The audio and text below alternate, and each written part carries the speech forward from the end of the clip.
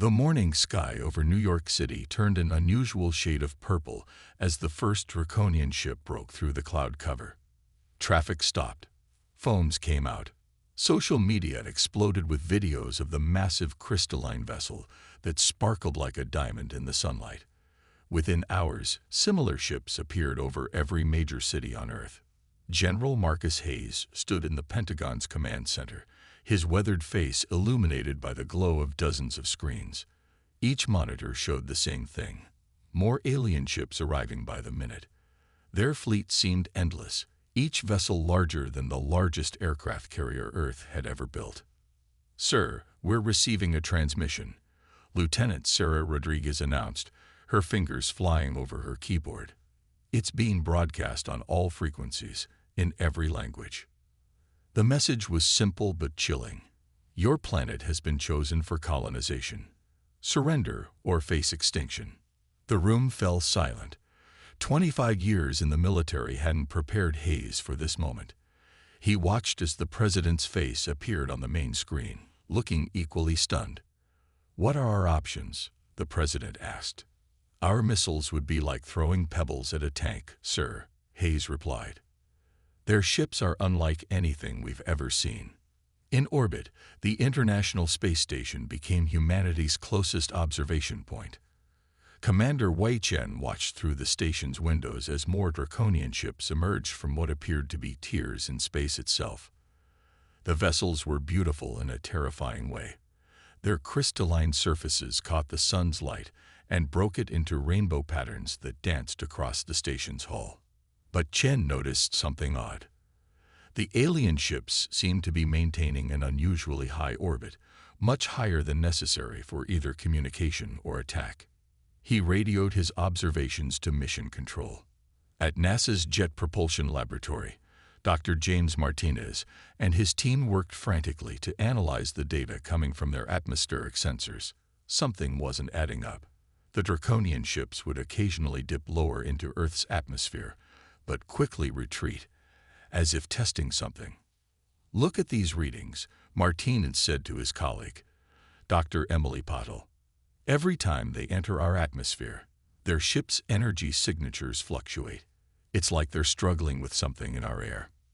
Meanwhile, in Tokyo, amateur astronomer Yuki Tanaka made her own discovery. Through her powerful telescope, she could see what looked like protective shields forming around the Draconian ships whenever they descended into Earth's atmosphere. She uploaded her observations to a global scientific forum, not realizing she had just provided a crucial piece of the puzzle. Back at the Pentagon, General Hayes received reports from military bases worldwide. China, Russia, India, and every other major power were reporting the same thing. The Draconians weren't attacking. They were hesitating. "Sir," Lieutenant Rodriguez called out, "we're picking up some unusual communications between their ships. Our AI translators are working on it, but they seem concerned about something." Hayes leaned over her shoulder, studying the partial translations. Words like atmospheric incompatibility and environmental hazards kept appearing in the alien chatter. As the first day of the invasion drew to a close, humanity remained unharmed but on edge. The Draconian fleet hung in the sky like a sword of Damocles, their crystal ships casting strange shadows on the cities below. But they hadn't attacked. They hadn't landed.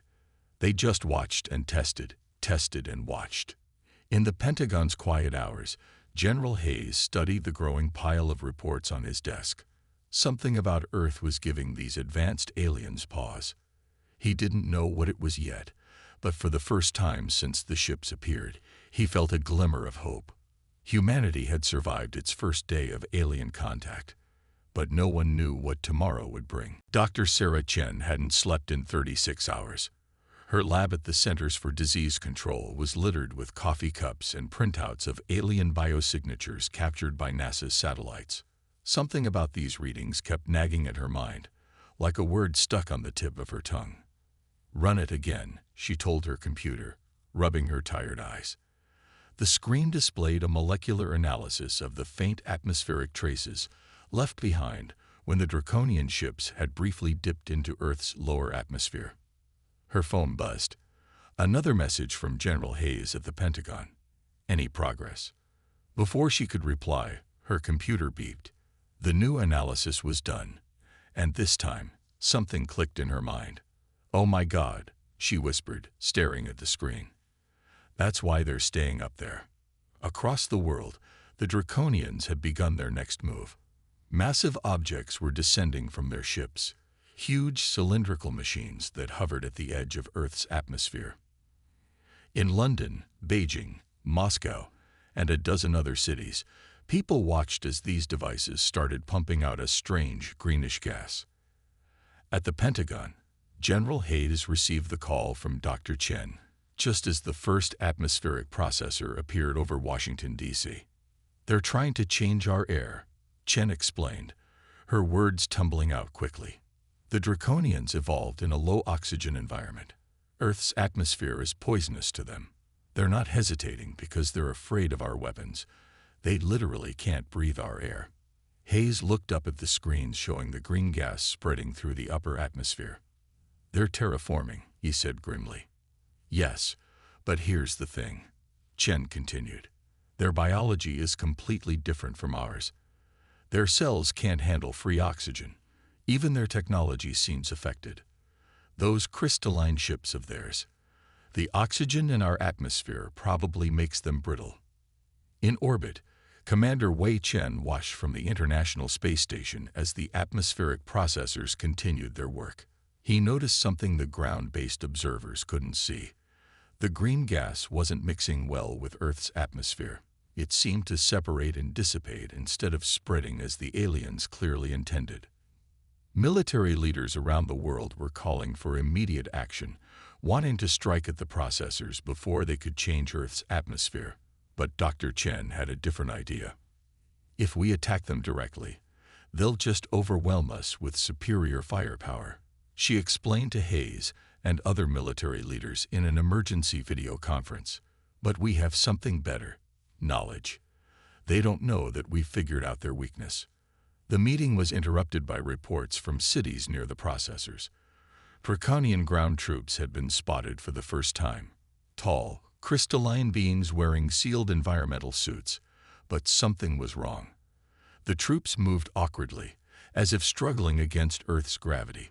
Several had been seen stumbling, their crystalline armor developing small cracks. "Their suits aren't working as well as they hoped," Dr. Chen observed. "Earth's atmosphere is seeping in." Hayes leaned back in his chair, a plan forming in his mind. "So what you're saying is that we don't need to fight them directly. Earth itself is our weapon." "Exactly," Chen replied. "But we need to be smart about this. If they realize we know their weakness, they might just decide to bombard us from orbit. We need to make them think something else is going on." As night fell over the Pentagon, Hayes gathered his top strategists. On screens behind him, more atmospheric processors descended from the Draconian fleet. But now, for the first time, humanity had hope and a plan. They just needed to be clever enough to pull it off. Operation Ghost Protocol began at midnight. Across the globe, major cities started their carefully planned evacuations. But unlike normal evacuations, these were designed to look messy and mysterious. In New York, London, Tokyo, and dozens of other cities, humans disappeared into underground shelters and remote locations, leaving behind carefully crafted evidence of something impossible. Captain Maya Patel stood in the empty streets of downtown Chicago, supervising her team as they set up the elaborate deception. They placed half-finished meals in restaurants, left cars with their doors open, and scattered personal belongings across sidewalks. Everything had to look like people had vanished in the middle of their daily routines. "Like the Mary Celeste," she muttered, remembering the famous ghost ship found with food still warm on the tables, but no crew in sight. In the Draconian command ship, High Commander Zixtal received the first reports of the strange phenomenon occurring below. Their ground forces, still struggling with their failing environmental suits, found cities that should have held millions suddenly empty. "Impossible," Zixtal hissed through their breathing apparatus. Humans don't have teleportation technology. Where did they go?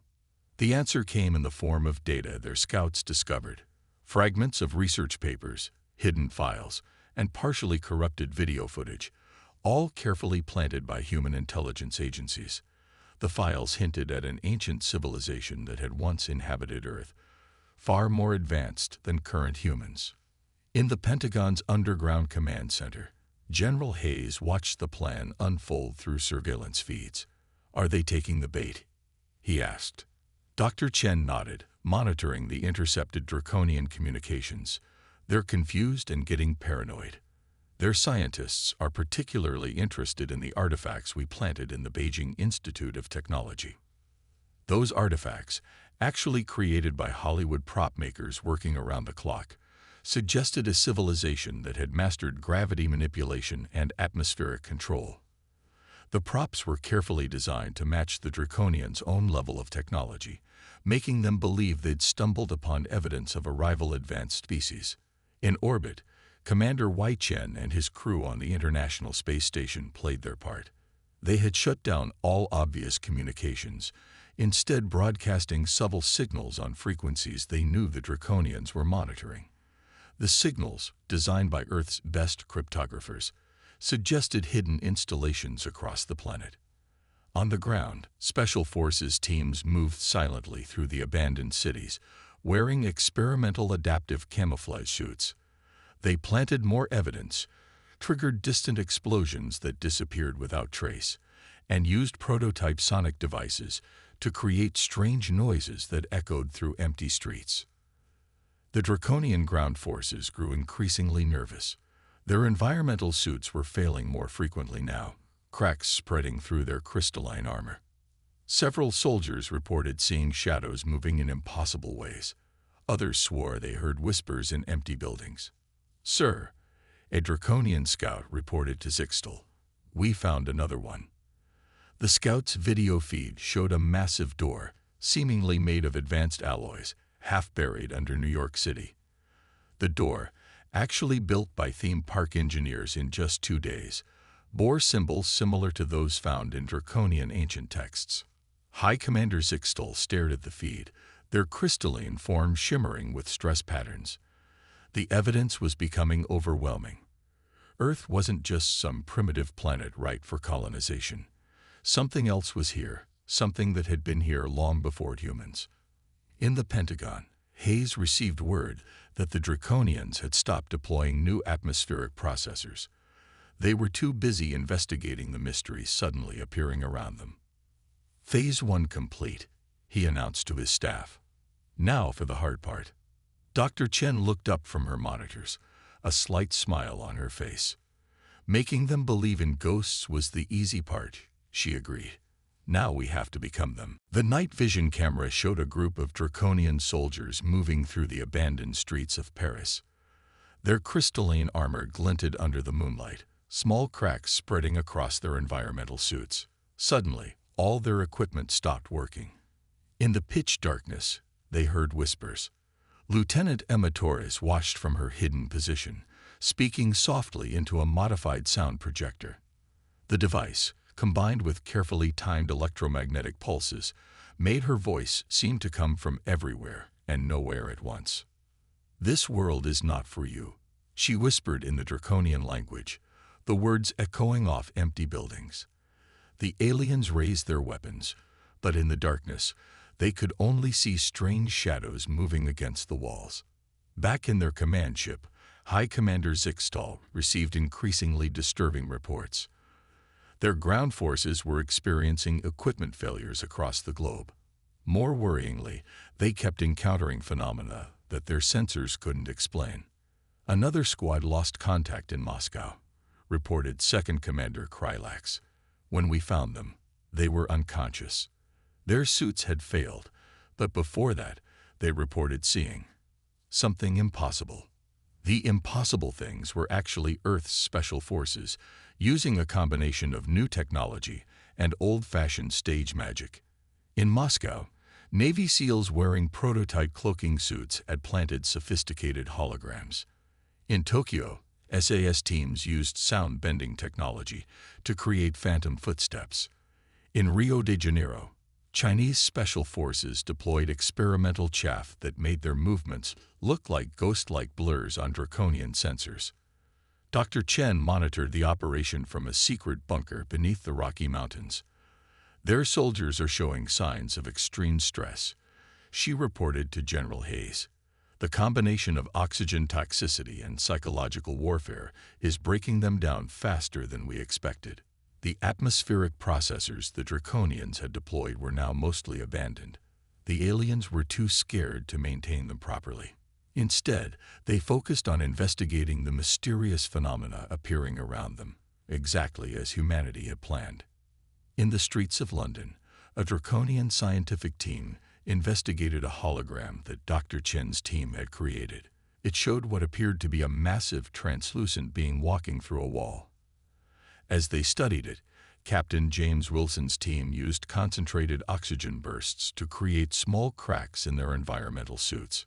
Their own fear is working against them, Wilson reported back. They're so convinced they're seeing supernatural events that they're ignoring the real cause of their equipment failures. The Draconians had started to barricade themselves in their ships, sending out only small teams when absolutely necessary. Their communications, intercepted by Earth's intelligence agencies, showed growing panic. High Command confirms similar events on 17 other worlds, Zixtal announced to their fleet commanders. All planets marked for colonization have shown these signs. This can't be coincidence. They were right, it wasn't coincidence. Earth's governments had coordinated with resistance groups on other planets, teaching them the same psychological warfare techniques. The Draconian Empire was facing ghostly resistance everywhere they turned. In New York, a team of human scientists led by Dr. Marcus Wong made a breakthrough. The crystalline structure of their technology becomes increasingly brittle the longer it's exposed to our atmosphere, he explained to military leaders. Even their ships will start failing soon. General Hayes nodded, watching surveillance feeds of Draconian troops practically running back to their ships after another haunting in Berlin. Then we keep pushing, he ordered. Increase the frequency of incidents. Don't let them rest. As dawn broke over Earth's cities, the Draconian invasion force found themselves in an impossible situation. They were being hunted by enemies they couldn't see, couldn't fight, and couldn't explain. Their mighty empire, which had conquered dozens of worlds, was being defeated not by superior firepower, but by shadows and whispers. And the worst was yet to come. The Draconian soldier collapsed in the streets of Berlin, his crystalline armor shattering as he fell. His squad rushed to help, but their own environmental suits were showing similar signs of failure. Through cracking faceplates, they saw shadows moving in impossible ways. Retreat, the squad leader ordered, but as they turned around, they found themselves surrounded by floating lights, actually sophisticated drones operated by German special forces hiding in nearby buildings. In the Draconian command ship, High Commander Zixtal reviewed the latest casualty reports with growing horror. Over 30% of their ground forces had been lost, not to human weapons, but to equipment failures and mysterious accidents. The remaining troops were showing signs of oxygen poisoning, their crystalline forms becoming cloudy and brittle. It's like the planet itself is rejecting us, Second Commander Kralak said, his own breathing apparatus making wheezing sounds. And these things we keep seeing. Dr. Chen, monitoring their communications from the underground bunker, smiled. The plan was working better than expected. The combination of oxygen exposure and carefully orchestrated supernatural events had the invaders convinced they were facing something far more powerful than humanity. Their ships are starting to show signs of structural stress, she reported to General Hayes. The atmospheric oxygen is affecting their entire fleet. Around the world, resistance cells coordinated their attacks with military precision. In Sydney, Australian Special Forces used sonic weapons to create vibrations that accelerated the crystalline deterioration of Draconian equipment. In Cape Town, hidden teams released concentrated oxygen bursts near alien patrol routes. In Mumbai, Indian military engineers deployed electromagnetic pulses that disrupted alien communications at crucial moments. Commander Chen, still watching from the International Space Station, noticed something striking. The Draconian ships are moving erratically. He radioed to Earth. Their formation is breaking down. They're starting to drift apart like they're losing control. The aliens' attempts to maintain their atmospheric processors had completely fallen apart. Their troops were too terrified to stay on the ground long enough to keep the machines running. Every maintenance mission ended with more missing soldiers or equipment failures. In their command ship, Zixtal received a transmission that made their crystalline form vibrate with fear. A Draconian scout team had discovered what appeared to be an ancient chamber deep beneath Mexico City. The chamber, actually a masterpiece of human deception, created by Hollywood set designers and special effects experts, contained warnings written in ancient Draconian script. This world is protected. The warnings read, "The guardians sleep but do not die. Leave or face their wrath."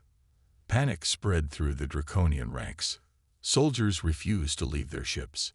Officers reported seeing giant, translucent figures walking through walls. Equipment continued to fail at an alarming rate.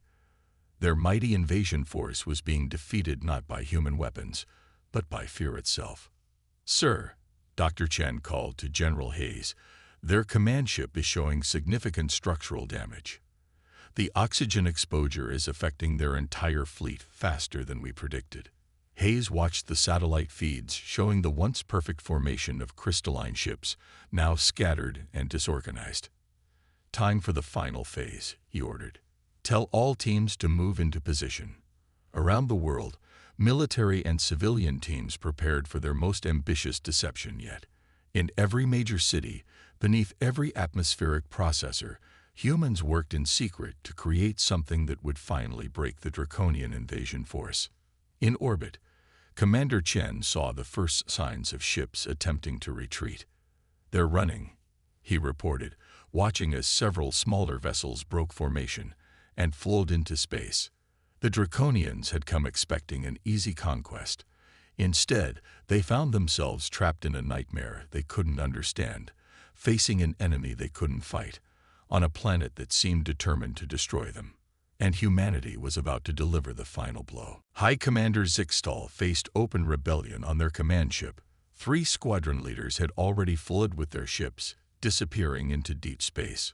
The remaining fleet hung in Earth's orbit like a broken crystal chandelier, their once beautiful ships now clouded and cracking. "The lower decks are completely compromised," Second Commander Krylax reported, his voice distorted by his failing breathing apparatus.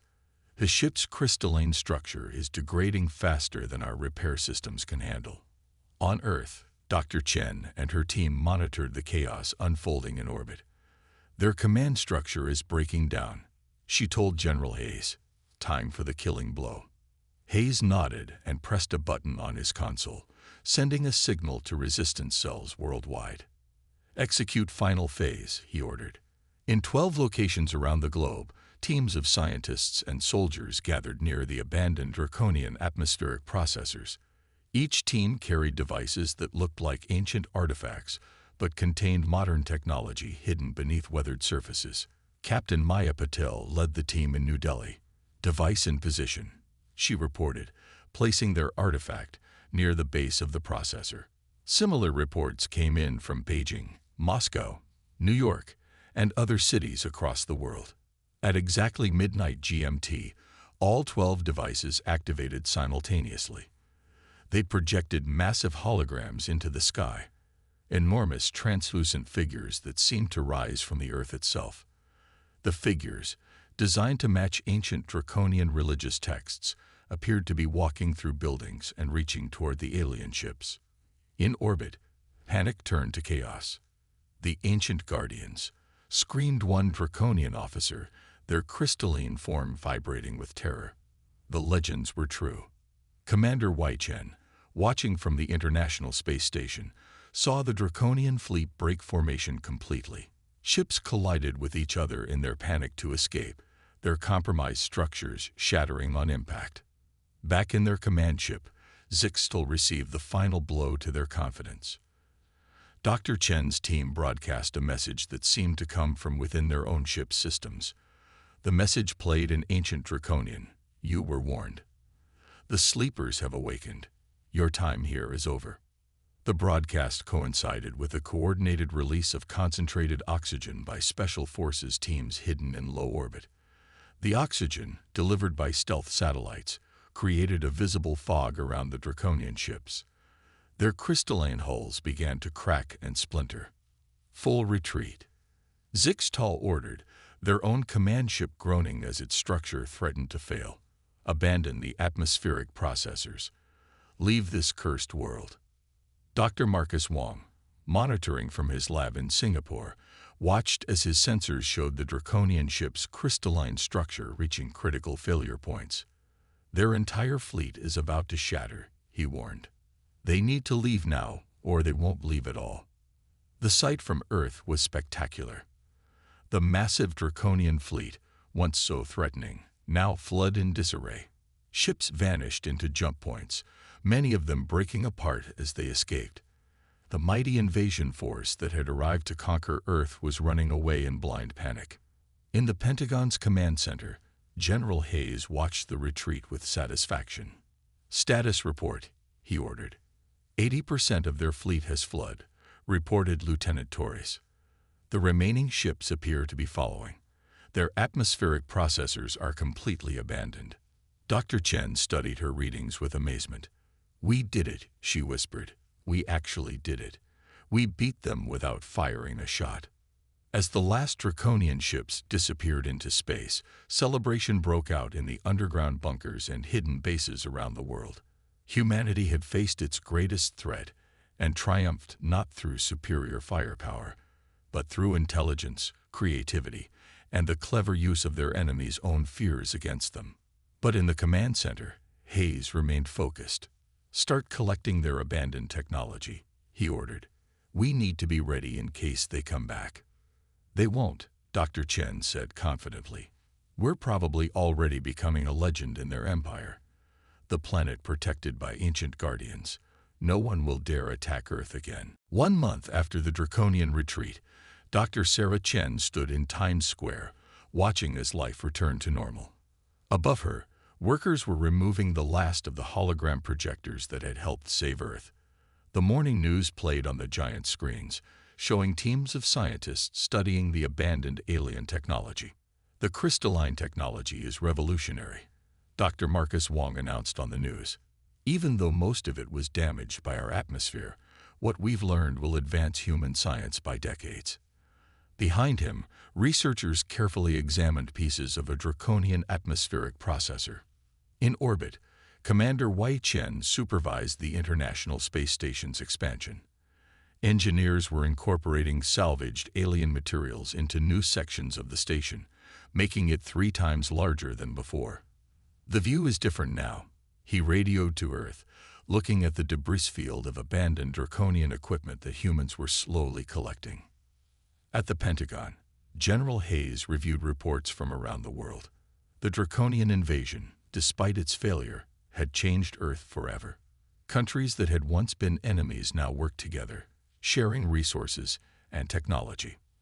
The threat from space had united humanity in ways no one had thought possible. Another signal from the Draconian Empire, Lieutenant Torres reported, handing Hayes a transcript. The message had been broadcast across space, warning all alien civilizations about Earth. It described a planet protected by ancient and powerful guardians, where ships disappeared and soldiers faced horrors they couldn't explain. They still don't realize it was all humans, Captain Maya Patel said, laughing as she read the report. She had just returned from India, where her team had finished converting a Draconian atmospheric processor into a clean energy plant. Dr. Chen smiled, remembering how it all started with her discovery of the alien's weakness. Sometimes the best weapon is your enemy's imagination, she said. We made them defeat themselves. The United Nations had created a new agency called the Earth Defense Initiative. It combined military forces, scientists, and civilian experts from every nation, all working together to protect the planet. They used recovered alien technology to build Earth's first real space defense system. In his lab in Singapore, Dr. Wong made another breakthrough. "We can adapt their crystalline technology to work in our atmosphere," he announced to a global conference. "Imagine ships that can heal themselves, buildings that can grow, and clean energy that could power entire cities." The Draconian invasion had left Earth with more than just advanced technology. It had taught humanity an important lesson. They weren't helpless against superior forces. Intelligence, creativity, and unity were weapons more powerful than any battleship. Former underground bunkers became research centers. The hidden tunnels used during the evacuation were converted into high-speed transport systems. Every piece of alien technology, every trick humans had invented to fight back, was now being used to build a better world. "We've detected signals from other alien civilizations," Torres reported one morning. "They're keeping their distance, but they're watching us." The Draconian story about Earth has spread. Hayes nodded, looking at a photo on his desk. It showed the massive Draconian fleet arriving on that first day, when everything seemed hopeless. Next to it sat a newer photo of their panicked retreat, their mighty ships shattering as they fled from imaginary ancient guardians. "Let them watch," he said. "They'll learn what the Draconians learned. Humans aren't what they expect." Dr. Chen stood at her lab window that evening, watching the sunset. In the distance, she could see construction crews using modified alien technology to build new crystalline structures that sparkled like diamonds. Earth had faced its first alien invasion and emerged stronger. Whatever came next, humanity was ready. The stars no longer seemed threatening. Instead, they held promise. Humanity had proven itself not just to the galaxy, but to themselves. They weren't primitive or weak. They were clever, adaptable, and united. Earth had become a legend among the stars, and its people were just getting started.